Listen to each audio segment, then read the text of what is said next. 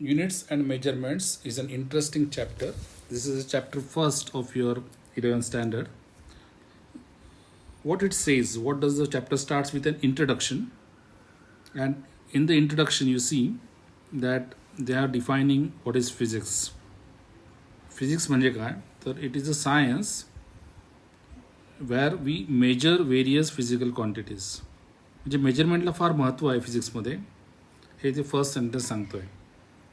काय काय मेजर करतो आपण तर we measure the size of the objects फिजिक्समध्ये, volume of the liquids, weight of the vegetables और फ्रूट्स, हे आपण रोज मेजर करणाऱ्या ज्या गोष्टी आहेत.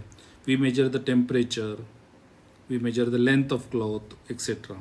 So everything is measured. आणि हे मेजर करणे म्हणजे काय करणे तर we would measure by comparing it with standard measuring unit.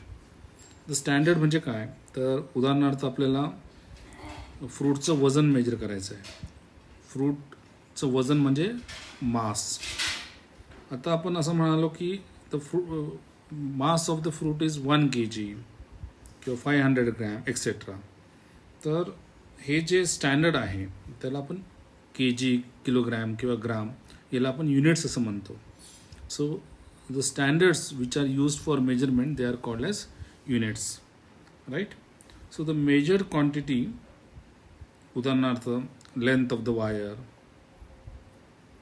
किंवा weight of the cloth, that is the physical quantity. आणि जे स्टँडर्ड आहे that is called as the unit. Different units which you have studied. One is length. Length हे physical quantity आहे आणि त्याचं unit metre आहे. Time is a physical quantity आणि त्याचं युनिट सेकंद आहे. Mass is a physical quantity आणि त्याचं युनिट किलोग्रॅम आहे.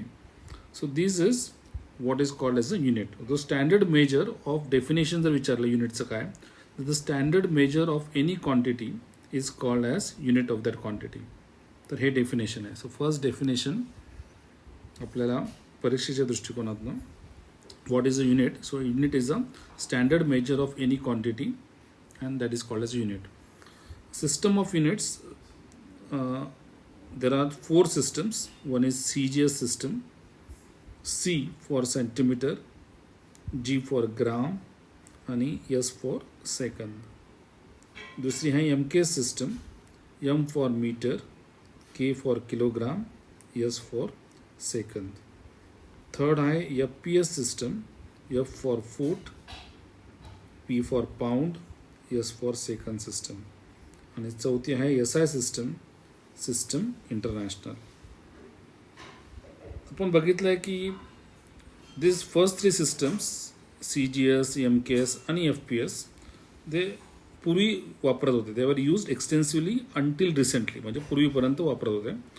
बट इन 1971 साली एक कॉन्फरन्स झाली आणि त्या कॉन्फरन्समध्ये असं ठरलं की we would be using a single unit, a single system, आणि त्याला SI सिस्टम असं म्हटलं. आणि ते units are called as SI units. Okay. तर ती सिस्टम आहे international system or SI system. Okay. Fundamental quantities आणि युनिट्स. आपण आता युनिटबद्दल बोललो. युनिट काय आहे, what is the definition of unit. The standard measure of any quantity is called as a unit. what are the system of units? CGS system, MK system, FPS system and SI system. आता fundamental quantities आणि fundamental units म्हणजे काय तर the physical quantities which do not depend on any other physical quantity. दुसऱ्या कुठल्याही क्वांटिटीवरती जे अवलंबून राहत नाहीत अशा क्वांटिटीला आपण फंडामेंटल क्वांटिटी असं म्हणतो. उदाहरणार्थ जे 7 फंडामेंटल क्वांटिटीज आहे, one is the mass, other is the length, third is the time, then the temperature, electric current, luminous intensity आणि amount of substance. These are 7 fundamental quantities. आणि त्याचे फंडामेंटल युनिट्स कुठले आहेत तर त्यांचे फंडामेंटल युनिट्स लेंथचं metre, मासचं kilogram, टाईमचं सेकंद, टेम्परेचरचं केल्विन, इलेक्ट्रिक करंटचं ॲम्पियर ल्युमिनस इंटेन्सिटीचं कॅन्डेला आणि अमाऊंट ऑफ सबस्टन्सचं मोल. यांचे symbol, this are the SI units आणि त्याचे सिम्बॉल काय? The symbol is metre M, kilogram kg, second S, kelvin K, ampere A, candela CD आणि मोल MOL. these are fundamental quantities, म्हणजे these do not depend on any other physical quantity, right? दुसऱ्या प्रकारचे जे quantities आहे आणि units आहे they are called as derived quantities आणि डिराइव्ड युनिट्स. म्हणजे काय? सो उदाहरणार्थ स्पीड घेतला तर speed would depend on distance, that is length and time. म्हणजे ते स्पीड हा दुसऱ्या फंडामेंटल क्वांटिटीवरती अवलंबून आहे.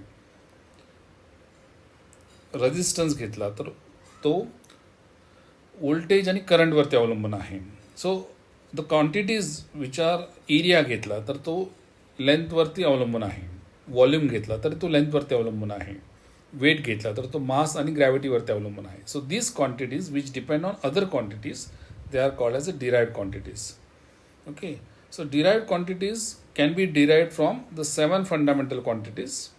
Okay, and because they can be derived म्हणजे दुसऱ्यावर ते अवलंबून आहेत आणि त्याच्यावरून आपल्याला ते काढता येतात म्हणून त्यांना डिराइव्ड क्वांटिटीज असं म्हणतात. ओके, आणि त्याचे युनिट्स जे आहेत ते पण डिराइव्ड आहेत.